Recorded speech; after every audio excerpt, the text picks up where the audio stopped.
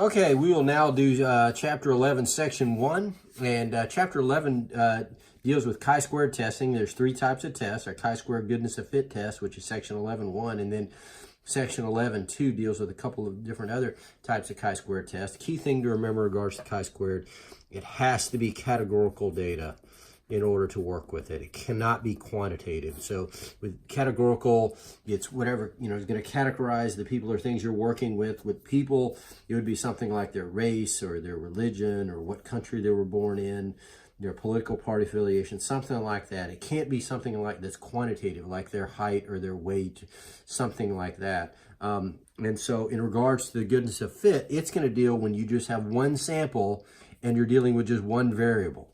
So with the others, one of the others is going to have two samples in one variable, and then the last one's going to have one sample with two variables. So anyway, so let's look at the chi-squared goodness of fit. So this particular problem says Manny runs a catering company. His company must provide food for the NASA employee carnival. They decide that each carnival attendee will either get an enchilada, nachos, or burrito. Manny thinks that 20% will want an enchilada, 30% will want nachos, and 50% will want a burrito. For planning purposes, he decides to test this by taking an SRS, so that's our first condition met there, of 80 of the employees. In the sample, 25 say they want an enchilada, 20 say they want nachos, 35 say they want a burrito.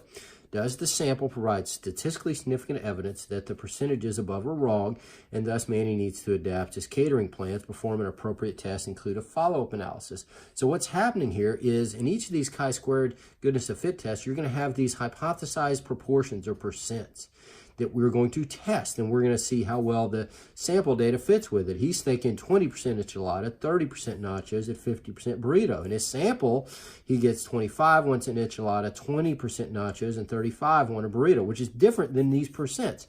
But the big question is it statistically significantly different? So that's sort of the gist of what goes on. How well does this sample data fit with the hypothesized proportion? So every chi-squared test has that logic. Every chi-squared goodness of fit. So the first thing we're going to do is that we're asked to perform a test. So we're doing the THAME acronym. By the way, this chapter has no confidence intervals. It's just those three kinds of tests. So everyone, we're going to have our THAME acronym. So our type of inference, and we are calling this a chi-squared goodness of fit test. So chi-squared goodness of fit. Goodness of fit test. Or sometimes you'll just see it written as GOF, like you're going to see in your calculator. And that's the Greek letter chi, which another way of writing it would be that. That would be chi-squared. It's not x squared. So it is chi-squared. Okay, so that's that. So memorize these names. It's easy to get these names, especially the other ones we're going to do, the test of homogeneity and the test of association and independence. It's easy to get those kind of mixed up. So make sure and memorize these names. So then, of course, we have our hypotheses. So now your null hypothesis for the goodness of fit is always just going to be that the stated proportions are true. All right, so and in this case, we have the proportion of enchiladas is equal to 0.2, and the proportion of nachos is equal to 0.3, and the proportion of burritos is equal to 0.5. So your null is just always going to be the stated proportions. And of course, I've written those down, so I better define them. So P sub E is equal to the proportion of, we'll say, carnival attendees, of attendees, I think that will make it clear, say, of attendees that will get an enchilada. Okay, and then certainly you can use ditto marks here. That's perfectly fine because it's going to be a lot of writing. So P sub N is going to be, so the proportion of attendees that will get nachos. And then P sub B is the proportion of attendees that will get a burrito. So just, you need to write reasonably neat. I mean, the main thing is to look at it and to say to yourself, can the reader understand what's going on here? And so you just kind of need to look back. And I think, the reader would clearly understand what's going on here. So there's my null. The alternative in this section is always going to be that at least one of those is wrong. Effectively, that this is wrong. So the alternative, at least one of the above proportions, is wrong. That's always going to be your alternative in section 11.1 with the goodness of fit. So it'll always just be whatever your hypothesized proportions are, and some categorical deal, and that at least one of these is wrong. Now, your assumptions is a similar sort of thing to our sin. Of course, we always have to verify our assumptions. They are certainly a dominant theme on the AP exam, is to ask you about the assumptions, otherwise known as the conditions, and you must verify them. In other words, you must state whether or not you think they are met here. And of course, historically, we've had sin, but it's going to be similar to that, but we are not going to have the N of sin. We're not going to have normality. So don't say normality really at any time in this whole chapter. Okay, so, but anyway, let's do the other ones first. Of course, the first one is in an SRS or is it random? And that is always going to be a condition, and it's always our most important condition, and it clearly says there's an SRS. It says an SRS was taken, thus random condition is met. Random condition is met. So it has to say SRS, or it has to say random selection. Of course, you could, if this was like later in the chapter, we're going to have two sample things, and so we'd have to be independent random samples, or random assignment to treatments in an experiment, and then we could infer about people like these, or that sort of thing. But anyway, so that's what we have to say there. So there we go. All right, so then we still have our independence condition, where our population size has to be at least 10 times our sample size. Our sample size is 80, so our population size has to be 800 because we're not using replacement here. And so our population has to be big enough to where we're not affecting it significantly whenever we take out employees. So we would say, just as we have in the past, there must be at least 800 employees, for our population size to be at least 10 times our sample size, and you can just use big N and little n like that. And then lastly, our normality, or our large enough sample condition. It's no longer normality. It's that our expected counts are at least 5, and I'm fixing to show you what the expected counts are. So our expected counts have to be greater than or equal to 5. Now, the result of that is that the distribution we're going to be working with would follow a chi-squared distribution, which, we'll talk. I'm going to talk more deeply about that on another video. But don't say that normality is met, because it's not. You get counted off if you did. All you have to say is the expected counts are greater than 5, and you have to show the expected counts. And so, and many times, they'll be given to you in a table, and so you can just say, shown above in the table, they're greater than 5. But here, I'm going to write them down. I'm going to write them down on a little table down here. So I'm going to just go ahead and say shown below. But they have to be shown somewhere. So if they're not shown somewhere, then you can just write them right here. Okay, so there's our conditions. All right, now we're going to do our mechanics. Of course, I'm going to show you how to do this by hand. But you have to write down 3 numbers. You've got to write down your chi-squared test stat. You have to write down your degrees of freedom, which, by the way, is going to be the number of categories minus 1. Number of categories minus 1. So in this case, it is 3 minus 1, which is 2. So that is our degree. It's not the sample size minus 1 like it was with T. So that's a common error. People say there's 79 degrees of freedom because our sample size is 80. No, it's the number of categories minus 1. And then, of course, we have to write our p-value. Now, we'll have a shortcut with our calculator to get these, but you do need to know how to get these by hand. So we have to find our chi-square test statistic, and that leads us to the last formula on our formula sheet. And the last formula on our formula sheet is, there it is. On page 3 of our formula sheet is our chi-square test statistic. It is going to be, and that means add them up, or sum, the sum of the observed minus the expected squared over the expected. So the observed, and so in essence, this is just going to be a measure of how unusual our observed values are from what we would expect to be if the null is true. So first of all, let's write down what our observed values are. So our observed values are just our sample values. And so of course we have enchiladas, we have nachos, and we have burritos. Okay, so the observed for the enchiladas, if you look up on our sample, it says 25 like enchiladas, 20 want nachos, and 35 burritos. So we've got 25 say they want enchiladas, and then 20 say they want nachos, and then 35 say they want burritos. So those are our observed counts. In essence, our sample values. Now, what are the expected values?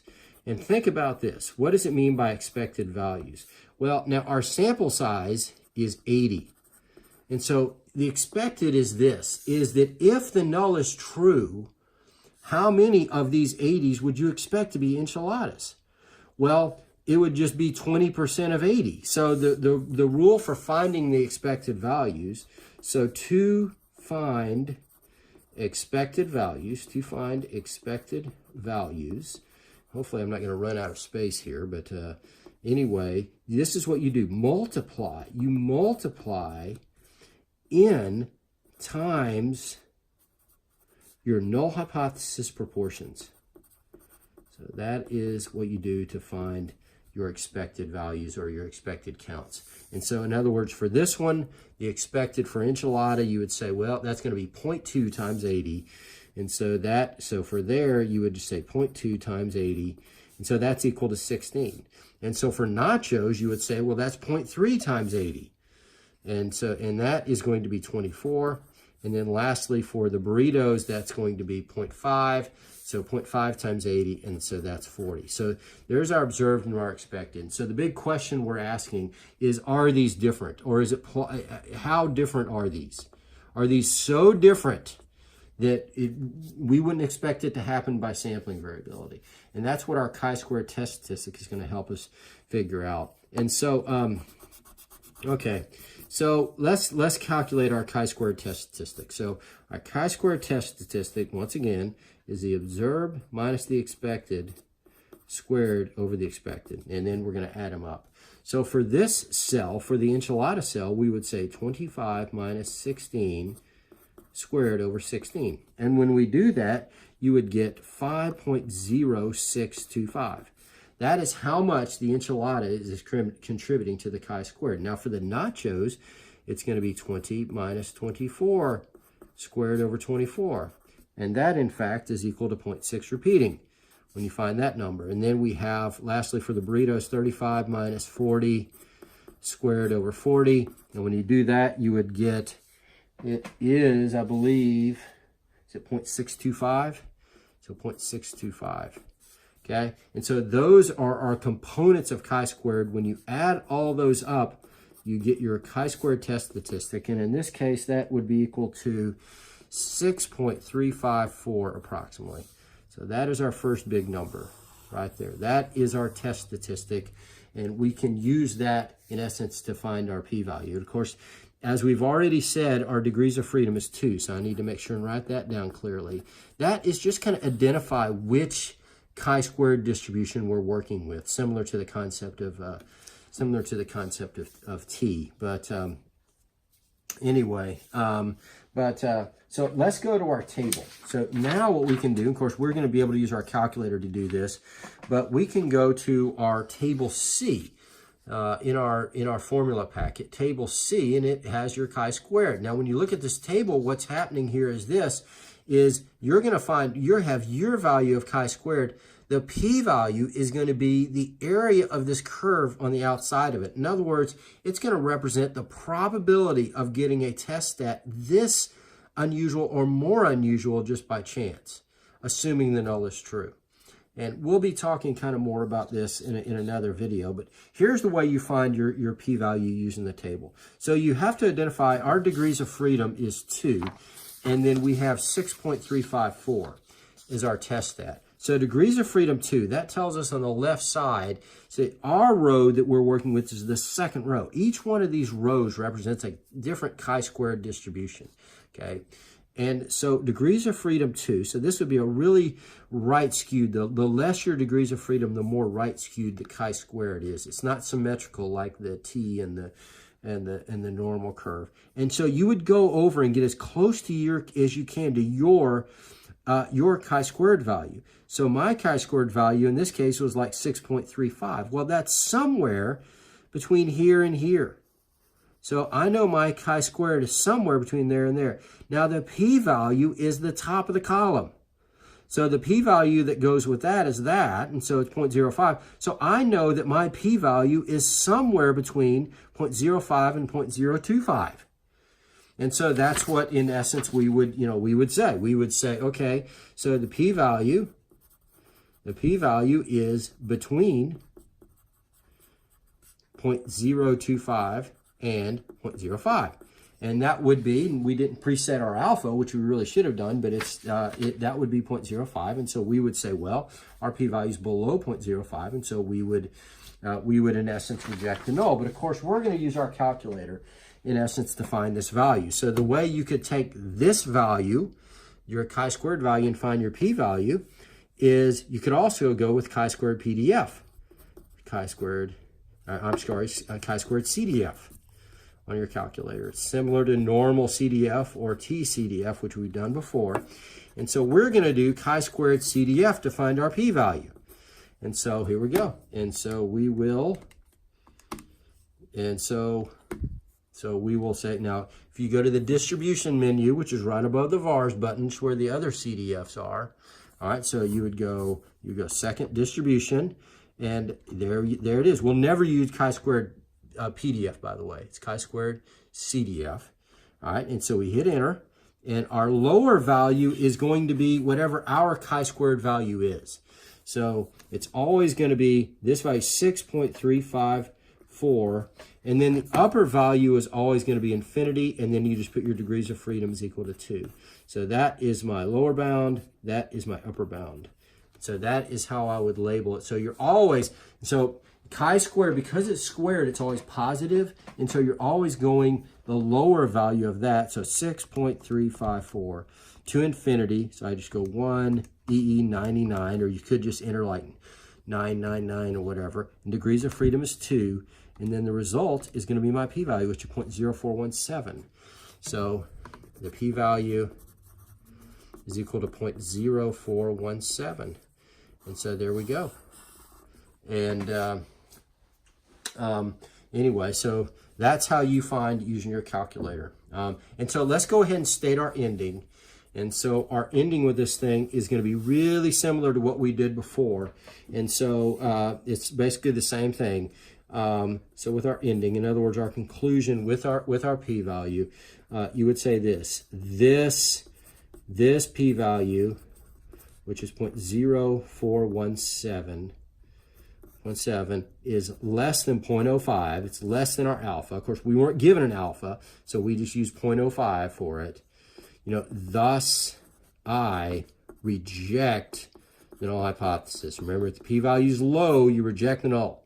Okay, and then you would say, thus I have convincing evidence that, and then you restate the alternative. I have convincing evidence that at least one of the proportions in the null hypothesis is wrong. And so there you go. That's how you do it. Now, okay, lastly, in regards to this problem, now, of course, your mechanics, all this stuff I've written from the mechanics, yes, you need to understand what I did, but all you have to write down is those 3 numbers I circled. That's all you have to write down. So let me show you how to use your calculator, the shortcut for your calculator to do this. All right, and so we're going to do our chi-squared test off of our chi-squared menu. But the first thing we have to do is we have to enter our observed counts in list 1 and our expected counts in list 2.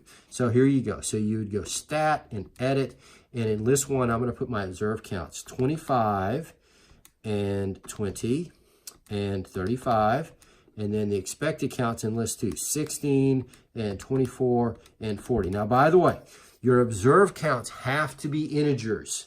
Okay, they have to be integers. And the expected counts actually possibly most of the time won't be integers. And you don't want to round them to the nearest integer. You know, round them maybe to the nearest hundredth or something like that. But the expected counts, don't round them to the integers. Okay, these just happen to be perfect integers. But anyway, and so here we go. And so what we'll do to do our chi-square test, we hit the stat button, we go to test, and then we scroll down past all this other stuff that we've been doing, and there it is. And so that is the command of section 11.1, the chi-square goodness of fit test. And this C option here, the chi-square test, that's for the next section. So chi-square goodness of fit, and so it's list 1 and list 2, degrees of freedom is 2, and then we do calculate, and there it is. And then it'll tell you the 3 numbers there that we found by hand, and those are the 3 numbers you wrote down. Now, the last thing is, notice it gives you the contributing parts to the chi-squared. So if I arrow over, it tells me the contributing parts, which we found those by hand. But what those numbers are telling you, they are telling you, in essence, how much each category contributes to your chi-squared. And so when you look at those, which I've written those here, when you look at those in your follow-up analysis, you would just say, well, enchiladas contributed the most to the chi-squared. And so in the follow-up analysis, you would in essence say enchiladas contributed the most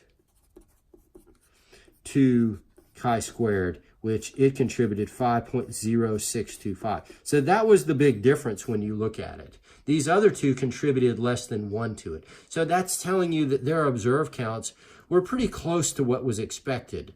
So, you know, but the enchiladas was pretty far off, is what that is. And so that's what, when it says follow-up analysis, it just says, you know, just basically just talk about what contributes the most to the chi-squared. All right, let's do another example. And this is about the only other thing that can happen to you is when they don't exactly give you, your, so in this problem right here, they don't exactly give you what your null hypothesis proportions are. And this is, then that, so what I just said is pretty much it for section 11.1. But this right here, what's unusual about this problem is the fact they don't give you proportions, they give you a ratio. So sometimes that can be a little kind of curveball that can come your way in regards to chi-squared. So this one says a botanist wishes to test the belief that the colors of the flowers of a particular type of plant occur in the ratio 7:3:1 for red, yellow, and white. So this is basically saying that like red occurs 7 times as much as white, and yellow occurs like 3 times as much as white, and then red and yellow compared is 7:3. But anyway, he takes an SRS, so there we go, that's our big conditions met, of 124 of the plants, and finds that 70 of them have red flowers, 47 have yellow, and then 7 have white. Does this data give the botanist reason to doubt the belief of the 7:3:1 ratio before an appropriate test? And so the first thing to do is, in essence, find our proportions. You notice you've just got one sample here of 124, and it's just one variable. It's just color, in essence, is our variable. It could be either red, yellow, or white. But so that's a chi-square goodness of fit. We want to see, does this sample data fit with the hypothesized thing here? Of course, we are going to change this ratio into proportions. So, all right, first of all, well, we'll go ahead and write our type of inference. That's going to be, in essence, the same the whole section. And so that is a chi-square goodness of fit test. A chi-square goodness of fit test. Goodness of fit test. Okay, so there we go. And our hypotheses. Their null hypothesis is, in essence, your hypothesized proportion. So let's find the proportions. Now, if you think about this, and there's different ways you can think about this. So I'm going to just say this, is that the red, yellow, and white occur at it's like saying 7x plus 3x plus 1x is equal to the whole of 100%. And I'm going to find what x is. And so when you add those up, that's 11x is equal to 1. And so x is equal to 1/11. Okay? And so when our null hypothesis, so our proportion of red is in essence going to be 7 times x. And so it is going to be 7/11. There's kind of different ways you could reason that out, actually. But anyway, the proportion of yellow is going to be 3 times x. And so it is going to be 3/11. And then lastly, the proportion of white flowers is going to be 1 times 1/11, which is 1/11. So, you know, some people just say, well, you just put these 3 numbers on top, and then you just add those up, and that goes what's on the bottom. But that creates proportions that match that ratio. And so, of course, I've written these things down, so I have to define what they are. P sub r is equal to the proportion of all the flowers of the plant that are red. And then I can use, of course, ditto marks for yellow. So the proportion of all the flowers of the plant that are yellow, and then P sub W is the proportion of all the flowers that are white. So make sure it's written easy enough for people to understand, and I probably maybe need a little more room here. Of course, your alternative in this section is always that at least one of these is wrong. At least one of these proportions is wrong. Okay, so there we go. And so there's our hypotheses. Now we have our assumptions, our conditions, and you would say it says an SRS was taken. Thus, random condition is met. Random condition is met. And I don't want to, in the interest of time, you know, the other one which we just did, independence, our population size, at least 10 times our sample size. You would say there must be at least 1,240 plants like this for our population size, at least 10 times their sample size. And of course, all the expected counts, which I'm going to show below, have to be greater than or equal to 5. And so, well, let me just calculate the expected counts. Remember, to find your expected counts, you just multiply your proportions times your sample size. So our sample size is 124. So to find the expected counts for the red, so I would just say 124 times 7 divided by 11, and that gives me so that would be 78.90 repeating. So that would be 78.90 repeating.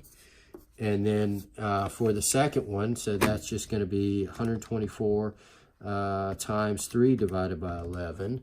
And so that is equal to 33.81 repeating. So 33.81 repeating. And then lastly, for white, is just going to be 124 times 111. So just divided by 11. And so that's equal to 11.27 repeating. So 11.27 repeating. So those are my expected counts. And of course, once again, don't round them to the integers. Your observed counts have to be integers, and your expected counts, you report them as the decimal. All right. So so now for your mechanics, and of course, what we just did, you have to understand, you know, how to do this by hand in regards to your chi-squared being equal to the sum of the observed minus the expected squared over the expected, and then find that using the table or using using your chi-squared CDF. Your degrees of freedom is number of categories minus 1. There's 3 categories, and so that would be 3 minus 1 is equal to 2, and we'll find our p-value. anyway, so this is the way you'll do it. You'll say stat and edit, and let me clear out list 1 and list 2. So clear down arrow, clear out that. So my observed counts go in list 1. So my observed counts, when you look back up in here, so my observed counts, we have 70 that are red, and then we have 47 that are yellow, and 7 that are white. And then my expected counts, they go here. Now I'm going to go ahead and enter the fractions as opposed to just rounding these at all. So the expected counts for my, for my red are going to be 124 times 7 divided by 11. And that way I can get that somewhat exact number in there. And then for the yellow, it'd be 124 times 3 divided by 11. And so by typing that in there, it gives me a little more exact number in there. And then lastly, 124 times 1/11. And so that's that. So there's my observed, my expected. And so then we will do our calculator function. We go stat, tests, and you scroll all the way down to chi-square goodness of fit test. Don't get these mixed up. Don't do option C when you should be doing option D, and vice versa. So this one, we enter things into a list. For this one, we're actually going to have to enter things into matrices. So I go chi-square goodness of fit, list 1 and list 2, degrees of freedom is 2, and we go calculate. And so there we have it. And so this would be equal to, so this is equal to, so that is 7.763, and then our p-value is equal to 0.02061. And so those are our stats. Now, by the way, and this has happened before, if you're asked to show your work with your chi-square test statistic, what you can do, now this one has 3 categories, and so it wouldn't be that bad, but if it has like 10 categories, it'd be a pain.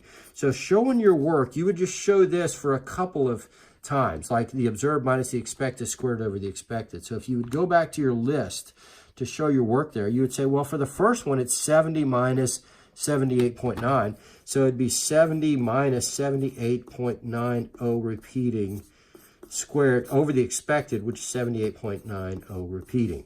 Like that. And then you can just go plus ... Now, in this case, there would only be 3 of them, so it wouldn't be a pain. But then for the last one, it would be, observed minus expected, 7 minus 11.27 repeating. So that would be 7 minus 11.27 repeating squared over 11.27 repeating. And then that is equal to 7.763 approximately. And so that would be considered showing your work. But if it asks you to do that, but otherwise, like we've done on previous tests, you can just write down these 3 numbers, just that, and that. And if you write down those 3 numbers, you will get credit. And of course, lastly, your ending is similar to what it has always been. This p-value, which is 0.02061. And once again, we were not given an alpha value, so we assume it's 0.05. Now, if it had been 0.01, we wouldn't reject it all, but this p-value is less than 0.05. Thus, I reject the null hypothesis. Thus, I have convincing evidence that, and then you just, at this point, you just restate your alternative. At least one of these proportions in regards to the color of flour is wrong. So there you go. That's your chi-square goodness of fit, and we'll talk more on different videos. But thanks for watching.